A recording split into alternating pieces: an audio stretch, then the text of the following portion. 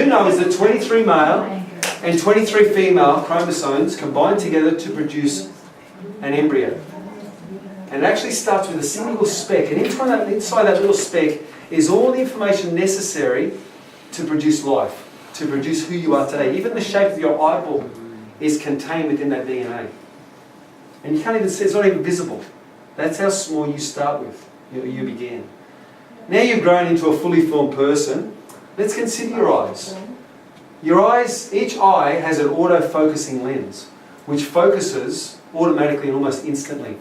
Both eyes are attached together with nerves and muscles, and they work together to produce one three-dimensional image. If you think about it like a video camera or a movie camera, a still camera, to get the settings just right can take a long time, up to 2 or 3 minutes to really get it perfect. But your eyes do that automatically. So the eyes are amazing. Let's look at the ear, the eardrum. Contained in the ear, in the size of about a small marble, is all the hi-fi equipment necessary for us to perceive sound.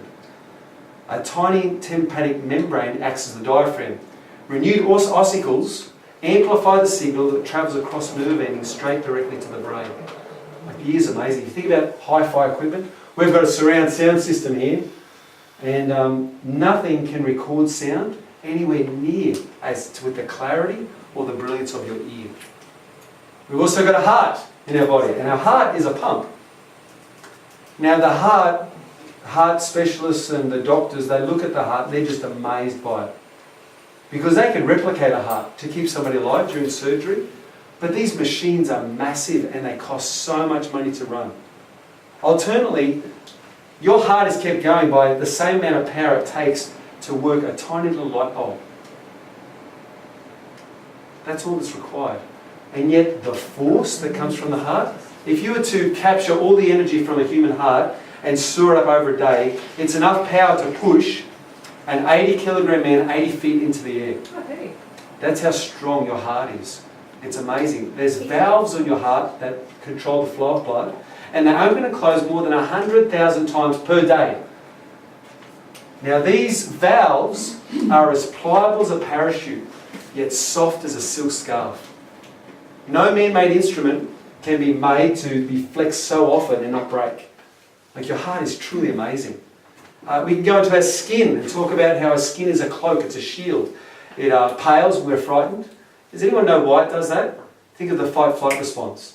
The blood rushes to the major parts of the body, the legs and the arms, ready for whatever, woolly mammoth or whatever it was facing. They talk about the woolly mammoth. They get two people here with swords and knives or whatever. When that happens, fear sends the blood to these parts of the body, the legs and the arms, so that you're ready for fight-flight. Okay, so that's our skin. Now, our skin also protects us from disease and illness. Now, when, let's say, a disease does get into the blood, what happens? We build up antibodies. These antibodies fight against the disease, and they will actually store information about that particular disease or illness. So that should that same disease attack you in the future, you've already got the information in order to attack and deflect that body. Now the other thing about the body is that we have a self-repair mechanism. You get cut, it heals itself. If I walk over to that chair that Joseph's sitting on and I rip the leg off, what's going to happen? I'm going to fall over. He balance himself forward. Why would you want to do that to Joseph? Why would I do that? There's no Joseph on the take, it's a chair. But if I rip that leg off that chair, how long is it going to take that chair to repair itself? Until my wife bugs me up and says, Josh, you've got to get to that. I'll be like, you're alright, okay. Yeah, it's already had a Josh repair on it. And Can you see that one? yeah, and it hasn't quite finished repairing itself. That's the one you told me to see. Is that the one Yeah. that dog get? Yeah, it's one that, somebody big can say on it. Anyway, so it doesn't repair itself. Now our body does. If we think about it, there's many people walking around today on legs that were once broken. Because the body has this remarkable ability to repair itself. Now a doctor may set the leg in place, but it's your body that does all the repair work. Your body is phenomenal. Your body is incredible. But there's one thing that controls it all. And that's the brain. And the brain, beyond all these things, there's a story about this. And there was all the gods got together before the world was. And they said that we had this most amazing thing that if people were to find it, they would be like the gods and know everything. And they couldn't have that. And so they said, we've got to hide this thing so that men can't find it. And so they thought, where are we going to hide it? And they thought about putting it on the bottom of the deepest ocean. They thought about putting it on top of the highest mountain. They thought about all the different locations around the world they could put this thing. And they thought to themselves, and they scratched their head and they said, it's not going to work. Because they knew the man is curious. And man one day would scale the highest mountain, Mount Everest. And one day man would go out and they would go down to the deepest ocean floor. And one day man would drill into the earth and they would do all these amazing things. And they were worried that man would find it. And so they decided there was only one place they could put this. Only one place. And what they did was they wrapped it up in a portion of your brain and they locked it inside of each of us.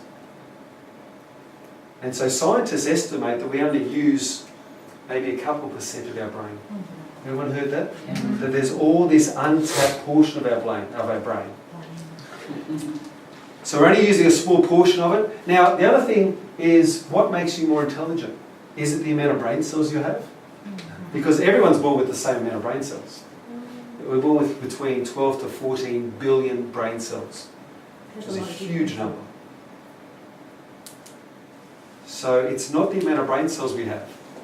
What it is, it's the number of connections we have between the brain cells. That's what makes you more intelligent.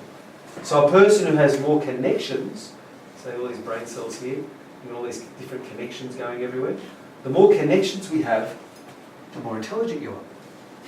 The less connections you have, the less intelligent you are.